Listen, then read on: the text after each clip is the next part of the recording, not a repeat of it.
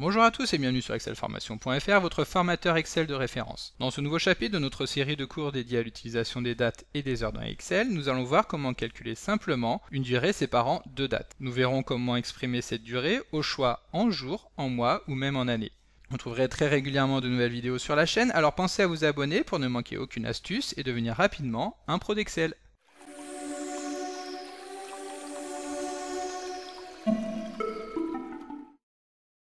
Comme d'habitude, le support de ce cours est disponible dans la description de la vidéo. Au cours des chapitres précédents de cette formation dédiée aux dates et aux heures sur Excel, nous avons déjà eu l'occasion de voir comment calculer un intervalle courant entre deux dates. Il suffit en effet pour cela de simplement effectuer une soustraction. Donc par exemple ici nous allons saisir deux dates, puis nous allons vouloir savoir combien de jours séparent ces deux dates. Donc pour cela, nous allons saisir la date de fin et nous allons lui retirer la date de départ. Nous validons et donc Excel nous informe qu'il y a 7 jours entre ces deux dates. En revanche, lorsque l'on souhaite exprimer cet intervalle dans une autre unité que la simple journée, alors la soustraction ne suffira pas. En effet, si nous souhaitons par exemple connaître le nombre de mois courant entre deux dates, alors le résultat dépendra directement de la durée des mois analysés. Est-ce des mois de 30 jours, de 31, de 28, etc. Donc c'est justement pour cela qu'existe la formule datediff que nous allons étudier dans le détail dans ce tutoriel. L'une des grandes particularités de la formule datediff, c'est que celle-ci n'est pas référencée par Excel. En effet, lorsque nous tapons celle-ci dans la barre des formules, alors Excel ne propose pas de saisie prédictif. Nous avons ici toutes les formules qui commencent par date, mais il n'y a pas de datediff. Et lorsqu'enfin nous l'avons saisie complètement et que nous souhaitons lancer l'assistant de création de formules, alors celui-ci ne nous est d'aucune aide. Il est donc nécessaire de la connaître et de savoir exactement comment l'utiliser. Donc la formule datediff demande 3 arguments. Le premier argument est la date de départ à partir de laquelle nous souhaitons calculer un intervalle. Donc ici, la date de départ est ce que nous appelons la date début. Le second argument, vous l'avez deviné, est donc la date de fin. Alors attention, la date de fin doit toujours être supérieure à la date de départ, car Excel ne retournera jamais d'intervalle négatif. Et ensuite, le troisième paramètre que nous allons utiliser est l'unité sur laquelle nous souhaitons afficher le résultat. Et donc, qui est exprimé de la manière suivante. Si nous souhaitons que le résultat soit retourné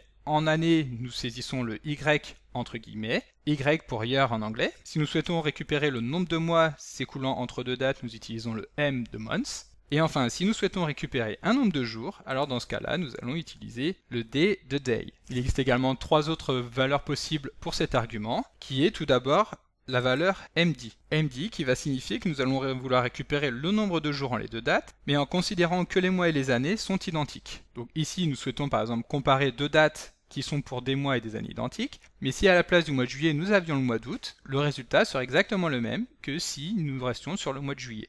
Ensuite, il y a la valeur YM, donc cette fois-ci nous allons vouloir récupérer le M donc pour months en ignorant les années. Donc si nous avons le mois de juillet 2019 puis le mois d'août 2020, la différence sera donc égale à 1, car il y a un mois qui court entre le mois de juillet et le mois d'août, peu importe l'année de ces dates. Et donc le dernier, le YD, dans ce cas nous allons vouloir récupérer le nombre de jours en considérant que les années sont identiques. Donc pour ces 3 dernières unités, nous pouvons retenir que la première lettre va correspondre à ce qui est ignoré et que la seconde correspond au résultat calculé. Et enfin un dernier point à considérer concernant la formule datediff, c'est qu'ici Excel va considérer des périodes complètes. Aussi, si l'on cherche à connaître l'intervalle qu'il va y avoir entre deux jours, entre une journée et son lendemain, le résultat retourné sera égal à 1. Il faut en effet omettre le jour de départ dans le calcul, mais c'est exactement ce que nous avions vu tout à l'heure lorsque nous avons effectué la soustraction. Donc maintenant, voyons quelques exemples. Donc tout d'abord, pour calculer un intervalle en jours, nous venons de le faire ici, il suffit simplement d'utiliser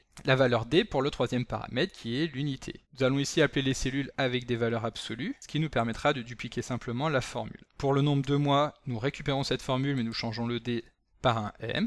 Et donc ici, les deux dates étant dans le même mois, le résultat est égal à 0. Si nous modifions par exemple la formule de départ en 1978 et que nous validons, alors maintenant Excel nous informe qu'il y a 492 mois entre ces deux dates. Nous pouvons également calculer l'intervalle exprimé cette fois-ci en années en remplaçant le M par un Y. Il y a donc 41 ans. Donc cette dernière formule est particulièrement pratique lorsque nous souhaitons calculer l'âge des personnes ou l'ancienneté d'une personne au sein d'une entreprise. Et donc maintenant pour notre dernier exemple, nous allons vouloir calculer un intervalle exprimé en jours mais en ignorant l'année. Donc pour cela nous allons utiliser le paramètre YD. Donc comme nous l'avons vu, nous voulons le nombre de jours, donc day, en ignorant l'année, le Y. Nous validons, et il y a donc 7 jours entre le 18 d'un mois quelconque et le 25 d'un autre mois et d'une autre année quelconque. Et voilà, donc sachez que si la formule DATDIF n'est pas référencée par Excel, c'est parce que celle-ci contient un certain nombre de bugs, notamment lorsque nous utilisons le paramètre MD, qui peut être amené à nous retourner des résultats incorrects. Donc comme d'habitude, vous pouvez télécharger le support de ce cours en suivant le lien que vous trouverez dans la description de la vidéo. Si la vidéo vous a plu, n'oubliez pas de la liker et de la partager, et vous pouvez également me laisser vos impressions dans l'espace des commentaires. Évidemment, si ce n'est pas encore fait, abonnez-vous à la chaîne pour ne manquer aucune astuce sur Excel. Merci d'avoir suivi cette vidéo jusqu'au bout, et à demain!